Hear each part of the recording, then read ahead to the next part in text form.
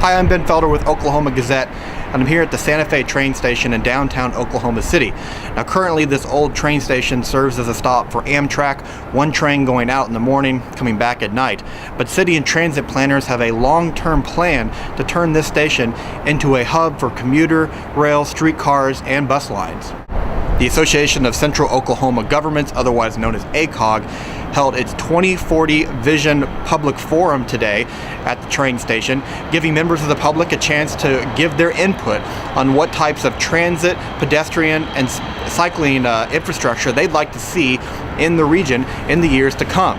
Now, one of the things that ACOG has been working on over the past several years is a regional transit system that includes a commuter rail line into Oklahoma City from Edmond and Norman, along with the extension of a streetcar line up Classen and east to Midwest City, connecting with the downtown streetcar line that is expected to be built here in the next couple of years.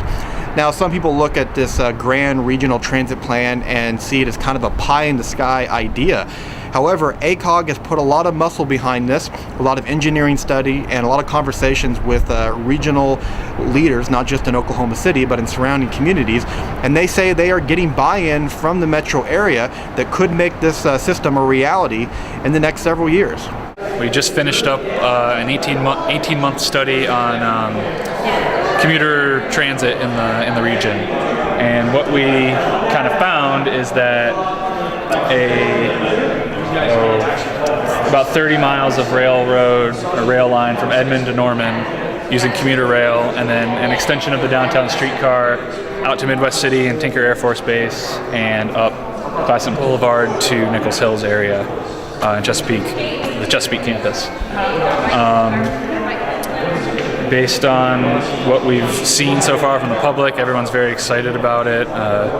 We wanted to put this in the plan because it's what we're planning. It's our big project, what we're planning for, and it may be done before 2040, it may be done nearing 2040, but we wanted to give the public a sneak peek of what we're trying to do in the next few years. Yeah. ACOG's transit director, Danny O'Connor, said that there is a lot of momentum building behind this regional transit plan over the next couple years. He said you'll start to see city leaders from Oklahoma City, Edmond, Norman, some other cities that would be impacted by this start to come together and talk about what kind of funding structure would be best to serve this line, or to build and operate this line.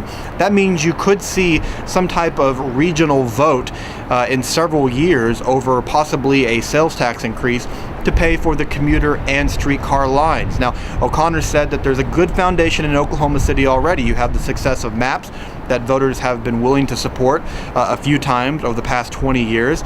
There's also a lot of cooperation amongst leaders from neighboring cities that you might not see in other metropolitan areas. I think what's been really a success of some of the regional study efforts have been that they've been a joint study funded by the cities of Oklahoma City, Edmond, Norman, Moore, Dale City, and Midwest City. These were 6 cities that came together, really wanted to take a hard look at these corridors, try to come up with alternative transit options that were best. And so that was a partnership, and the partnership unanimously studied this and recommended these came up with these recommendations, which is just critical, going forward. So we have that momentum, and they want to continue the dialogue to really determine how do you turn a plan into something that's real on the ground and working to benefit our whole region. Well, ACOG hopes to gather the public feedback from tonight's public forum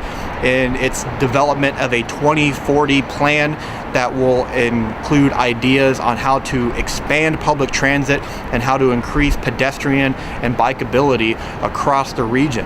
This is something that's been a hot topic in Oklahoma City over the past several years. A big transformation has happened in the urban communities of Oklahoma City, and a lot of people see the expansion of public transit as that next step. For the Oklahoma Gazette, I'm Ben Felder.